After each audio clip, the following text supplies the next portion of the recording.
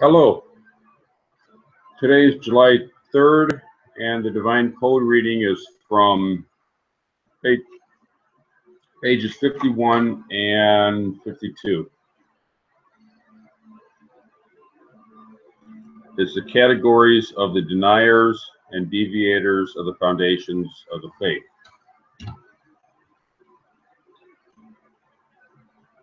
Starting at the beginning of part 7. One who believes there is another God denies the basic foundation of faith. For knowledge of the existence, truth, and oneness of the Master of the universe is the foundation upon all else depends.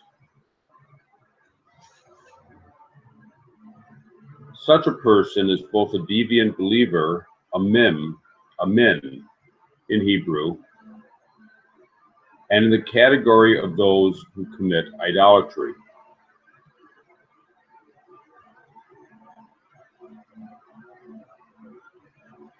There are 5 categories of deviant believers who deny the fundamental principle of faith in God. One who says there is no deity and the universe is not overseen. B. One who says there are 2 or more gods. C. One who says there is only one God, but having a form or a body.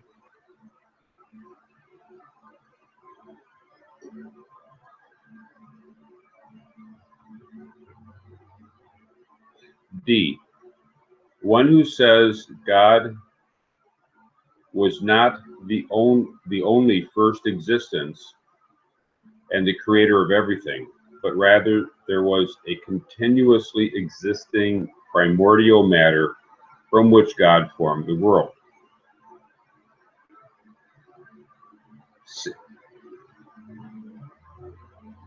And E. One who serves an idol or a star or constellation, that it should be an intermediary between him and God. And this will be explained below in the part on the prohibition against idolatry.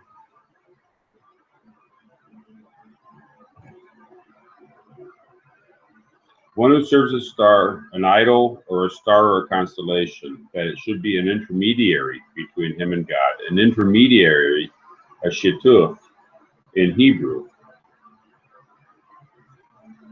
which literally means a person's designation of a partner with the one God, is a concept of an independent power other than God.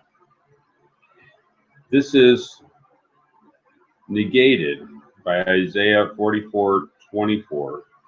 I am God, who has made everything, who spread out the heavens by myself,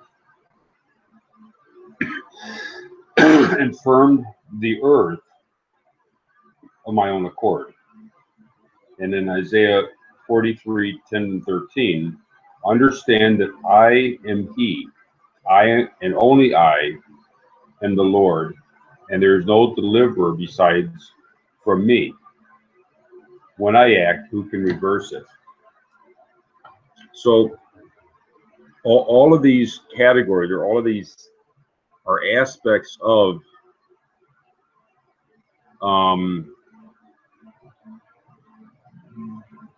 a deviance of belief in the oneness of God.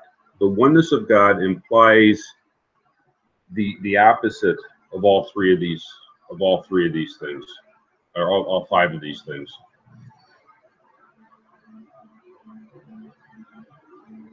If one says that there is nothing beyond the universe, or that there's nothing that created the universe, so we know that there's something beyond the universe, and there's something that created the universe. That's a correct belief. One who says that there are 2 or more gods, by definition, when we speak of God, we're speaking of the place or the understanding of oneness. If there are a variety of deities, then we're already into the area of creation. We're looking to go beyond creation, beyond what we can perceive as differences in things. So if we're in a place, if we're talking about a place where there's differences, then we're already in the area of creation. And that's not what we're talking about when we're talking about God.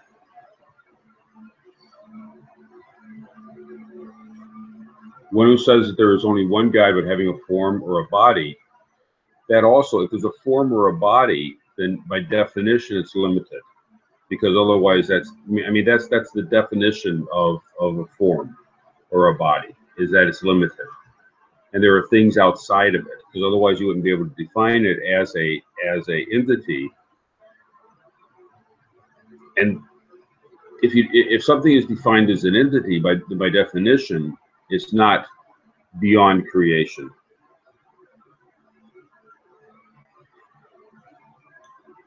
Because the whole concept of entity is that it's something, and therefore it's part of creation. One who says that God was not only the only first existence, but and the creator of everything, but rather there was a continuously existing primordial matter, so from which God formed the world. So that would indicate that at that point that we're speaking of, there is God, and then there is the other objects. So that the other objects are separate from God, and so there's already a separation. There's already a limitation that's been placed.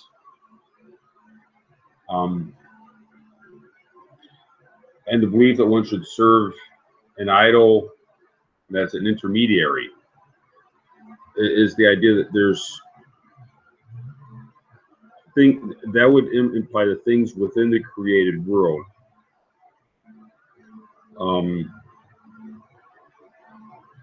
serve as a barrier, and godliness by definition is outside of the created world, and therefore any point within the created world is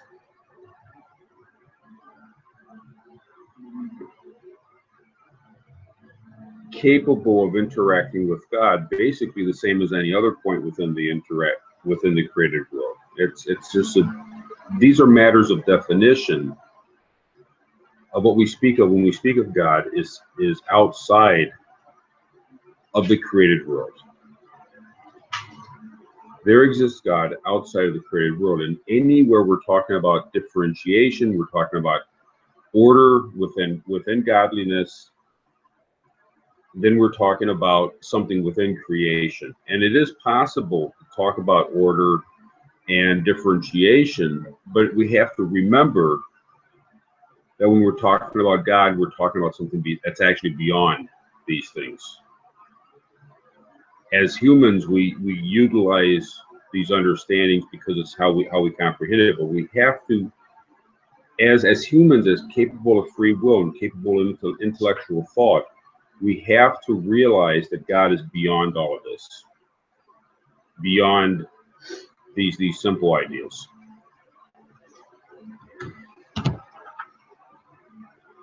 There are three categories of scorners.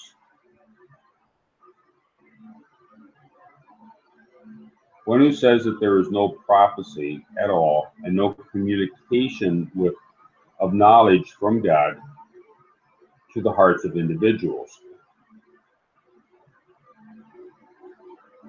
B, one who denies the prophecy of Moses, our teacher. And C, one who says that God does not know the actions of people. A scorner, apikorsis in Hebrew, includes one who scorns the Torah or the sages, or who shirks their teachings or authority. The sages are those who transmitted the Torah's oral tradition since the time of Moses.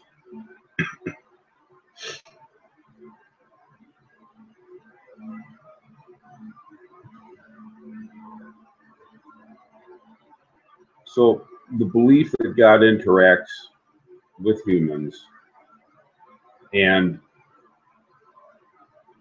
to say that God does not interact with humans, does not interact with through individuals or through Moses or through the sages. This is referred to as apicorsis, or as translated as scorners, people that deny that the capacity of this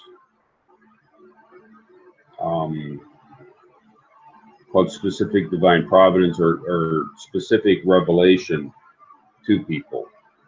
And if they deny it, then it sort of frees them up to live life any way they want, and to ignore God. But like the agnostic who says, well, there is something, but I don't interact with it. It doesn't care about me, and I don't interact with it. That's what this corner is doing. And we are to understand these are three areas that interaction with God on these three areas, both as an individual having interaction with God through the revelation of Moses, that's the revelation of Sinai, and the very, well, that'll be in the next section, but or the next part of this, but the open revelation that occurred at Sinai and through Moses, and the oral tradition that was passed down through the sages.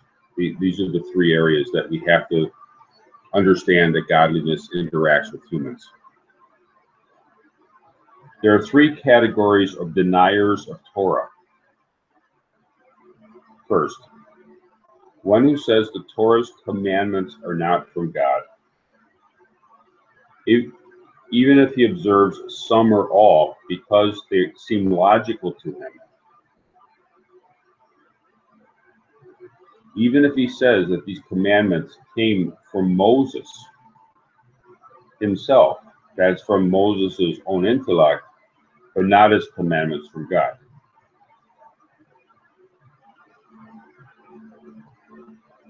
And how much more so anyone who says that the oral Torah was introduced by persons other than Moses. So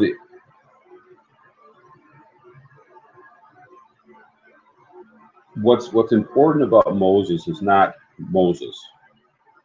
What's important about Moses was that the open revelation of godliness that came through him.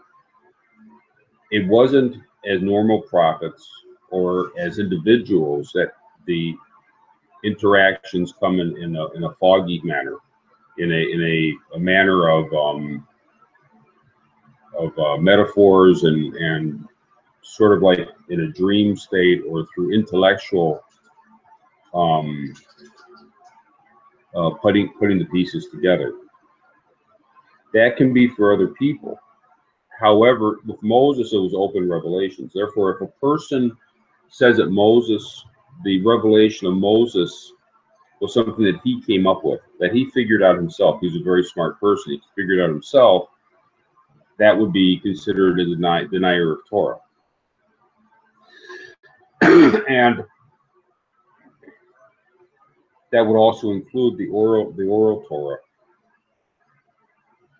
The oral Torah came initially, it was introduced through the open revelation of Sinai, as well as the written Torah. The oral Torah was introduced through that. It's been developed by the sages and by Torah scholars. It's been developed throughout the ages. But its introduction was through the open revelation that came to Moses at Mount Sinai.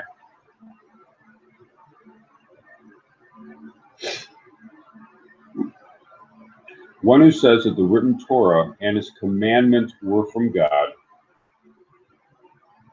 but the oral Torah and its explanations of the commandments were from Moses himself.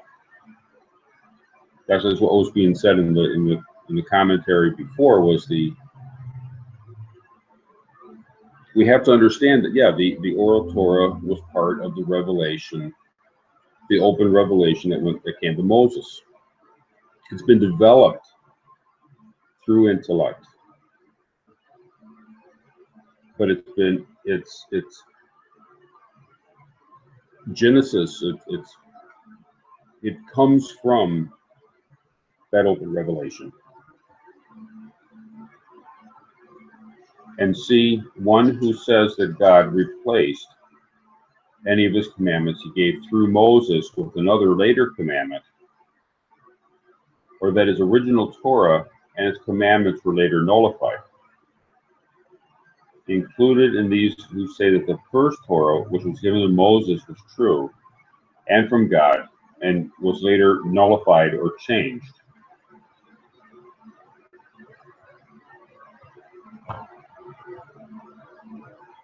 So the idea that, okay, when the revelation came to Moses at Sinai, the open revelation of the Torah in front of the Jewish nation, that was a significant event that was unique in history, unique as part of the creation of this world, was this open revelation. Nothing like it happened before, and nothing like it has happened since. It was a one-time, unique revelation that occurred of the giving of the Torah.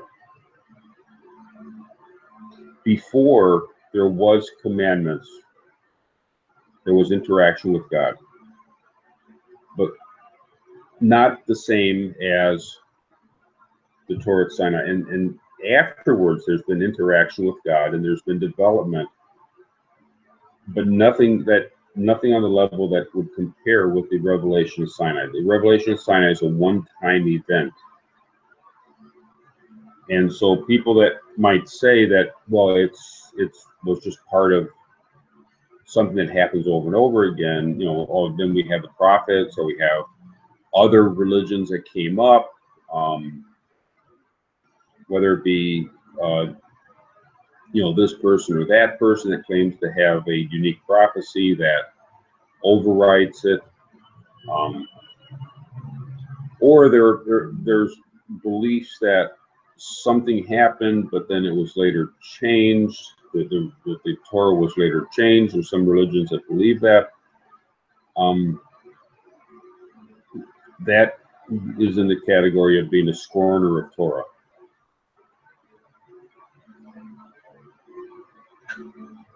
In the Rambam Laws of Repentance 3:8, it seems clear from Rambam that a Gentile scorner, deviant believer, or denier of Torah